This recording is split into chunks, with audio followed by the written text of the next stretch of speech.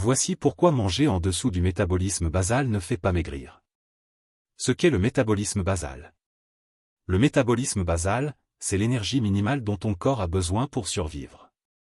Même si tu restes allongé sans bouger, ton cerveau, ton cœur, ta respiration, ta digestion, ta température corporelle consomment des calories. C'est la ligne de base, le carburant vital. Que se passe-t-il quand on mange en dessous de cette valeur? Si tu manges moins que ce seuil vital, ton corps comprend qu'il n'a pas assez d'énergie pour fonctionner normalement.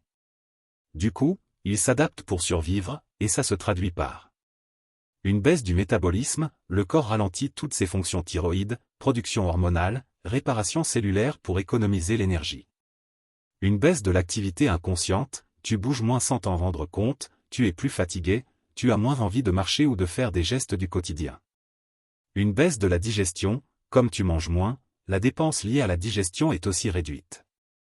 Une baisse de l'intensité à l'entraînement, tu n'as plus la même énergie, donc tu brûles moins en séance et tu récupères moins bien. En résumé, tu consommes moins d'énergie parce que ton corps a réduit ses dépenses. Conséquences hormonales. Quand ton corps manque d'énergie vitale. La leptine, hormone de satiété et de dépense chute, ce qui augmente la faim et ralentit encore le métabolisme. La gréline, hormone de la faim, augmente, donc tu penses beaucoup plus à manger. Les hormones thyroïdiennes qui régulent le métabolisme diminuent, donc tu brûles moins au repos. Le cortisol, hormone du stress, monte, ce qui entraîne une rétention d'eau, une perte de muscle et une fatigue plus importante. La testostérone et les estrogènes chutent, ce qui réduit la construction musculaire, la récupération et la libido. Ton corps passe en mode économie d'énergie, comme un téléphone qui passe en mode économie de batterie. Effet visible sur le poids. Même si tu penses être en déficit, plusieurs phénomènes font que la balance ne bouge pas ou très peu. Tu perds du muscle, ce qui baisse ton métabolisme et réduit ta capacité à brûler des graisses.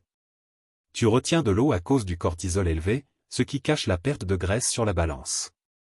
Ton transit ralentit, tu peux avoir de la constipation, ce qui ajoute du poids artificiel. Comme tu bouges moins et que ton corps est plus efficace, tu dépenses beaucoup moins que prévu.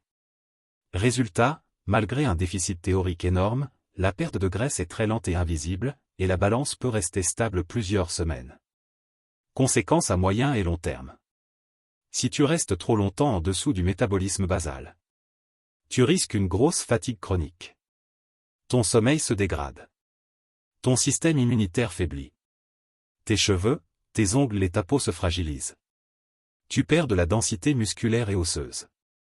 Tu développes des troubles hormonaux, cycle menstruel perturbé chez la femme, baisse de testostérone chez l'homme.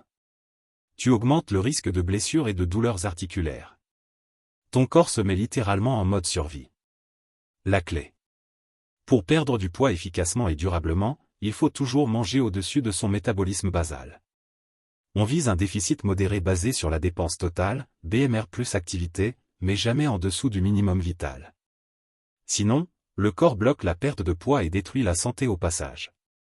Voilà pourquoi descendre sous le métabolisme basal est contre-productif, tu stresses ton organisme, tu perds du muscle, tu retiens de l'eau, tu fatigues tes hormones, et au final, tu ne maigris pas.